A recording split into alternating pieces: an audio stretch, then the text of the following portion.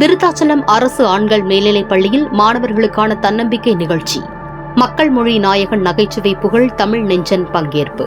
கடலூர் மாவட்டம் விருத்தாச்சலம் அரசு ஆண்கள் மேல்நிலைப் பள்ளியில் பயிலும் மாணவர்களுக்கு தன்னம்பிக்கை நிகழ்ச்சி நடத்தப்பட்டது. மாணவர்கள் பொதுவாக பள்ளி பருவத்தில் மட்டுமே அவர்களின் வாழ்க்கை நடைமுறைகளை கற்றுக்கொள்ள முடியும். ஆனால் தற்போதைய கால சூழலில் மாணவர்கள் தனக்கென தானே ஒரு நல்ல முடிவை எடுத்துக்கொள்ளும் தன்னம்பிக்கை தற்போது அழிந்து வரும் நிலையில், இதனால் பள்ளி பருவத்தில் இருக்கும் மாணவர்கள் அவர்களின் வாழ்க்கையில் எதிர்கொள்ளும் சில பிரச்சினைகளுக்கு முடிவு காண முடியாமல் தற்கொலை செய்து கொண்டு வருகின்றனர். இதனை முறியடிக்கும் வகையில் விருத்தாச்சலம் அரசு ஆண்கள் மேல்நிலைப் பள்ளியில் தன்னம்பிக்கை நிகழ்ச்சி நடத்தப்பட்டது. இதில் சிறப்பு விருந்தினராக மக்கள் மொழி நாயகன் நகைச்சுவை புகழ் தமிழ் நெஞ்சன் அவர்கள் பங்கேற்று மாணவர்கள் வாழ்க்கையில் எதிர்கொள்ளும் சில பிரச்சனைகளுக்கு தானே தீர்வு காண வேண்டிய வழிமுறைகளையும் நகைச்சுவை கருத்துடன் மாணவர்களுக்கு எடுத்துரைத்தார்.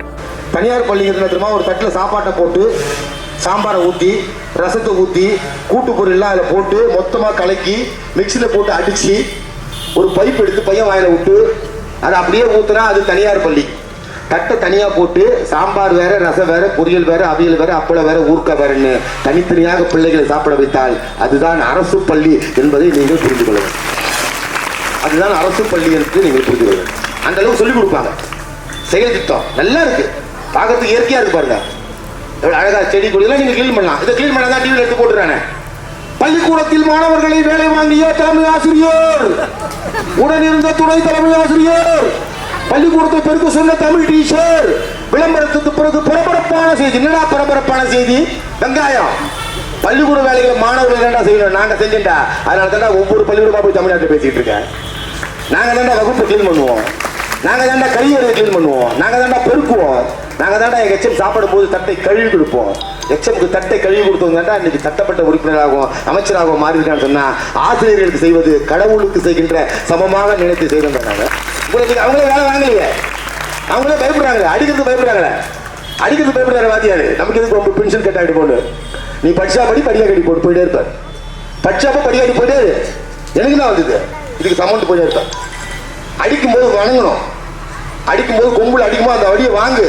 எங்க வாத்தியாரு கோபால் வாத்தியாரு அடிச்சு உதச்சி என் சட்டையெல்லாம் கழட்டி என் டவுசர் எல்லாம் கழட்டி உள்ள ஜெட்டி கிடையாது கோமணம், கோமணத்தோட வராண்டாவில் வாங்க வச்சு முதுகுல அடி அடி அடி அடிச்சு முதுகுல தண்டு தண்டா வீங்கி 2000 பிள்ளைங்களை பார்த்து அப்படியே சிரிச்சு அழுத.